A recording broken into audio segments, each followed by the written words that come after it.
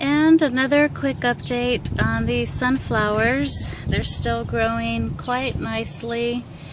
And this is one kind, obviously. The shorter ones are one type of sunflower.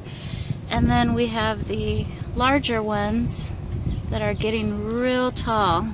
So if you've been keeping up or following up with the sunflowers, you see they're almost just as big as these right here. And then these obviously didn't make it. I need to trim those down, and because that's pretty dead. But I know it's still alive because the stem is still green, so we'll see what happens with that one. The slugs really got to that, and I tried to salvage it, but we'll see. But at any rate, these are doing nicely. They're getting really tall, and these are coming along as well. And I also might repot them, just because it looks now, because they've grown so much, it looks like it's a little tight in there. So I think this weekend I may find a larger spot to put these. Okay, so I decided to go ahead and plant these sunflowers into the garden.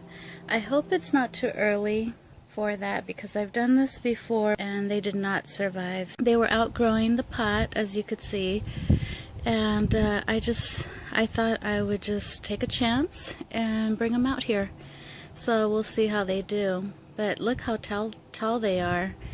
And I decided to put them in that spot because there's a wall there, and that wall will be able to kind of support them a little bit. And then my roses are still in bloom. I just thought I'd show you while I'm out here. I know you guys have seen this many times before, but so pretty. And then in this pot here, I just planted mint. I have a lot of mint. I planted it one time, and it just took off and went wild on me. So don't ever do that. If you're planting mint in the ground, it will take over. But at any rate, I grabbed some of it and I put some in a pot because I do eventually want to bring that in. I do have some already in my kitchen, but I did want to bring this one in because I noticed rabbits. I'm assuming they're rabbits, but some type of rabbit or rodent has been nibbling on them, and that's not good if I want to bring some in. So I put them in the planter, and hopefully the rabbits, will go to the other one and leave this batch alone. So I love to pick flowers from the garden because I can make nice flower arrangements and put them throughout the house. Nice colors here. We have lime colored and cream, hydrangea, purple, and these are my favorite too. I have, they remind me of sunflowers. I don't know the name of these, but they're orange and yellow, really pretty. And then I have these Dusty Miller that are really nice, and some purple heather. So I'm just going to go ahead and put some quick flower arrangements together.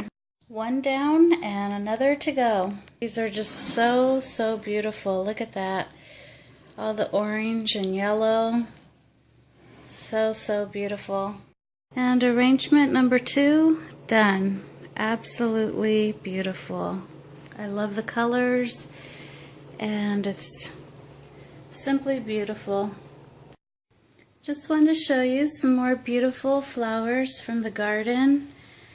Absolutely beautiful. We have this, I don't know what these are called, but I bet it's the hydrangea family.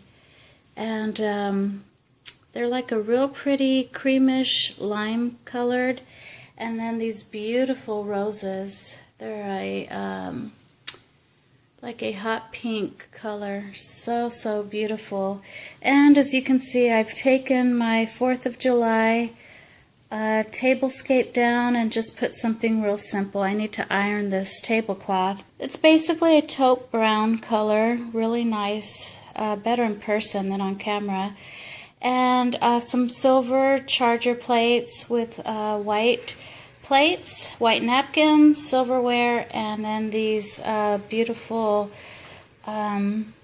oyster shells just for decor that I picked up at Seabrook on our trip there. And they make a really nice, you know, decor. And that's basically it. That is the, that's the tablescape that I have now for August. And I just wanted to show you my pretty flowers. Well, I just got back from the library and I picked up a couple of books. Some of these books, this is mine, I own this one. But some of these books I purchased, and they're all in storage right now. They're in a bin in my garage, and I'm just too lazy to go search for them and get them. So I find that if I own the book and I don't have the energy to go searching for that bin, I just go to the library and pick it up again. No big deal. They give you you know, 3 weeks or so to check it out and read it, and then I can be done with it. But I am secure knowing that some of these books that I really, really love, I do own. So this one, like I said, is mine. And then this other one here is actually the same author.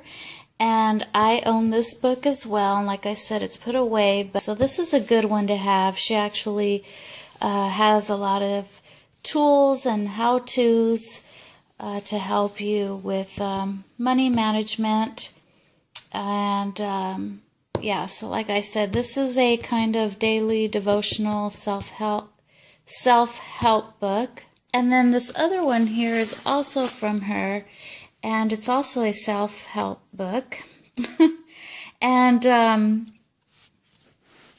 it's called Something More: Excavating Your Authentic Self. So this is another good one as well, and I love this author, and I have these books.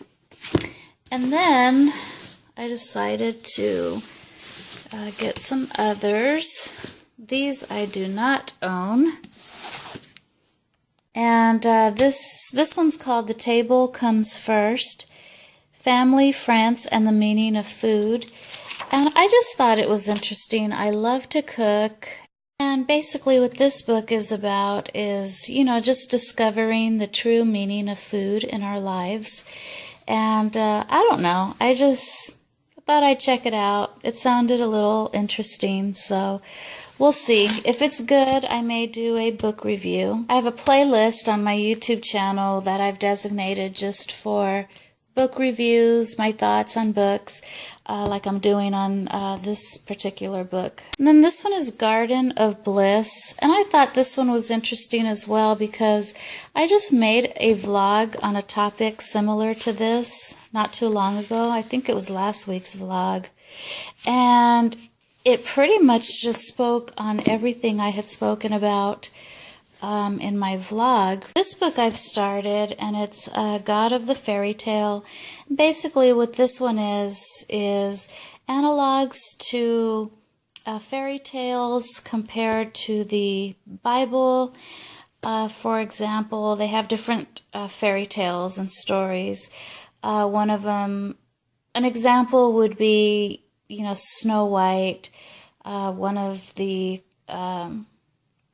some of the words that she says in a song is, "Someday my prince will come, the one I've been waiting for, and forever in his castle will be for all eternity," something like that. And they compare it to the Bible. You know, for Snow White, it was her king. For Snow White, it was her prince she was waiting on to spend eternity with. And for Christians like myself, we are waiting for our king to spend eternity with, our eternity. So I just thought that you know, that would be a good read. And then this one is so contradictory, I guess, to this one. This is Unholy Awakening, and it's just basically a novel. It's fiction. based out of the 1900s, and there's just something going on in this town, this little village that's set in the 1900s, and no one knows what it is, and I guess we will soon find out by reading what exactly that is that's causing people to disappear or get sick. And this very last one is one that I also own and that I have talked so much about, and that is 1 Year to an Organized Life. And I didn't actually need to read this book, but I wanted to check it out just to show it on my vlog to all of you, that this is the actual book that I speak about a lot in my vlogs when I'm, in my vlogs when I'm getting organized and I'm organizing, each drawer and every part of my house.